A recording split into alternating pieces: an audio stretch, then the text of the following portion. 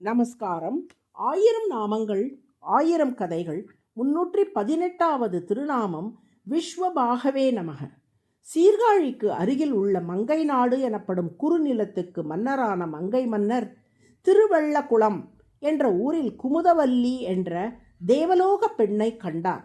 அவள் அழகிலே மையல் கொண்டு தன் விருப்பத்தை அவளிடம் தெரிவித்தார். குமுதவல்லியோ தோள்களில் சங்கு சக்கர முத்திரைகளை பொறித்திருக்கும் திருமால் அடியவரையே நான் மணந்து கொள்வேன். என்னை மணந்து கொள்ள விரும்பினால் நீங்களும் அத்தகைய வைணவ அடையாளத்தோடு வாருங்கள் என்றாள். தோள்களில் சங்கு சக்கர பொறியை முறைப்படி குரு மூலமாக பெற வேண்டும். ஆனால் அப்போது இருந்த குருமார்கள் யாரும் மங்கை மன்னருக்கு இச்சடங்கை செய்ய முன்வரவில்லை. வேறு புகழற்றவர்களுக்கு இறைவன் தானே புகலிடம். அதனால் கும்பகோணத்துக்கு அருகிலுள்ள நாச்சியார் கோவிலில் கோவில் கொண்டிருக்கும் ஸ்ரீனிவாச பெருமாளிடம் வந்தார் மங்கை மன்னர். என் தோள்களில் சங்கு சக்கர பொறிகளை ஒத்தி அருள வேண்டும் என்று பிரார்த்தித்தார். அவரது பிரார்த்தனைக்கு மனமிறங்கிய ஸ்ரீனிவாசன் தன் கரங்களில் பிடித்திருக்கும் சங்கு சக்கரங்களை அப்படியே மங்கை மன்னரின் தோள்களில் ஒத்தி அவருக்கு திருமால் அடியார் என்ற அங்கீகாரத்தை தந்தார்.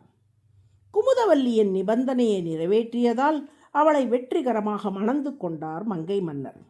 அதன் பின் குமுதவல்லி இட்ட கட்டளைப்படி தினசரி 1000 திருமால் அடியார்களுக்கு அன்னதானம் செய்து வந்த மங்கை மன்னர் திருமாலிடமே நேரடியாக 8 எழுத்து மந்திர உபதேசம் பெற்று 12 ஆழ்வார்களுக்குள் ஒருவரான திருமங்கை ஆழ்வாராக விளங்கினார் என்பது நாம் அறிந்த வரலாறாகும். திருமாலிடம் மந்திர உபதேசம் பெற்று ஆழ்வாராக ஆனபின் ஆடல்மா எனும் குதிரையில் குமுதவல்லியோடு நாச்சியார் கோவில் திருத்தலத்துக்கு வந்தார் திருமங்கை ஆழ்வார். தனக்கு முதலில் வைணவ முத்திரைகளை தோளில் தந்த அந்த பெருமாளை பார்த்து அப்பெருமாளின் பரசுராம அவதாரத்தை நினைவு கூர்ந்து முனியாய் வந்து மூவழுக்கால் முடிசேர் மன்னர் உடல் துணிய தனிவாய் மழுவின் படையாண்ட தாரார் தோளான் வார்புறவில் பனிசேர் முல்லை பல்லரும்ப பானல் ஒரு பால் கண்காட்ட நனிசேர் கமலம் முகங்காட்டும் நரையூர் நின்ற நம்பியே என்ற பாடலை பாடினார். பரசுராம முனிவராக அவதாரம் செய்து கையில் மழு ஏந்தி 21 தலைமுறை மன்னர்களை தொலைத்தவன் நீயே என்று நாச்சியார் கோவில் ஸ்ரீனிவாச பெருமாளை பார்த்து சொன்னார் திருமங்கை ஆழ்வார்.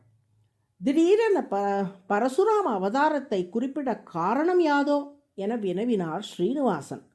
திருமங்கை ஆழ்வார், பரசுராம அவதாரத்தில் நீ உன் கைகளால் எத்தனையோ மன்னர்களை அழித்தாய். ஆனால் உன் சுயநலத்துக்காக அதை நீ செய்யவில்லை. அறநெறி தவறி நடந்த அந்த மன்னர்களை அழித்து உலகுக்கு நன்மையை உண்டாக்க வேண்டும் என்பதற்காக நீ அவர்களை அழித்தாய்.